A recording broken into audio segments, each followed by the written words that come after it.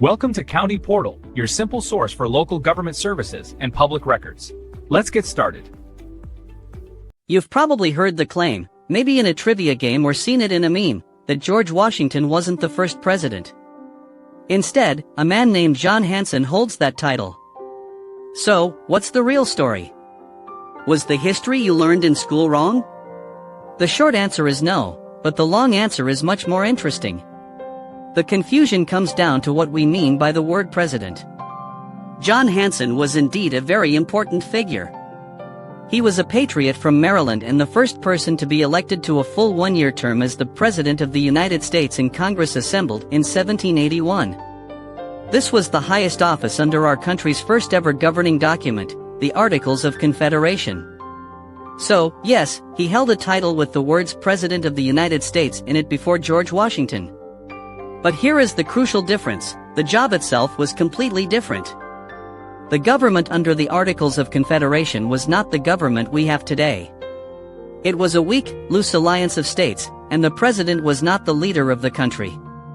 Think of John Hanson's role as being more like the chairman of a committee or the speaker of a house. His job was primarily to preside over meetings of Congress, manage correspondence, and act as a ceremonial figurehead. He had no executive power. He couldn't enforce laws, command the army, or create a cabinet. He was a delegate in Congress, chosen by Congress, to run the meetings of Congress for a one-year term. Now, let's look at George Washington. He became president in 1789 after the U.S. Constitution was ratified. This Constitution created a brand new system of government with three co-equal branches: the legislative, the judicial, and the executive.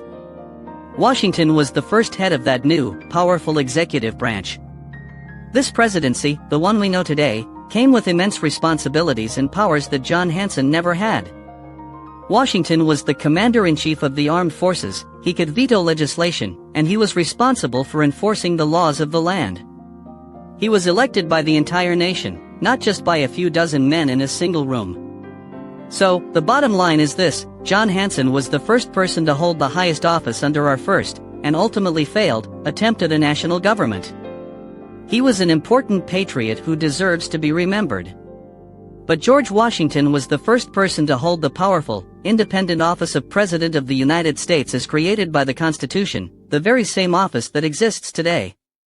The titles sound similar, but the jobs were worlds apart. Thanks for watching. We hope this clears up a common piece of historical trivia.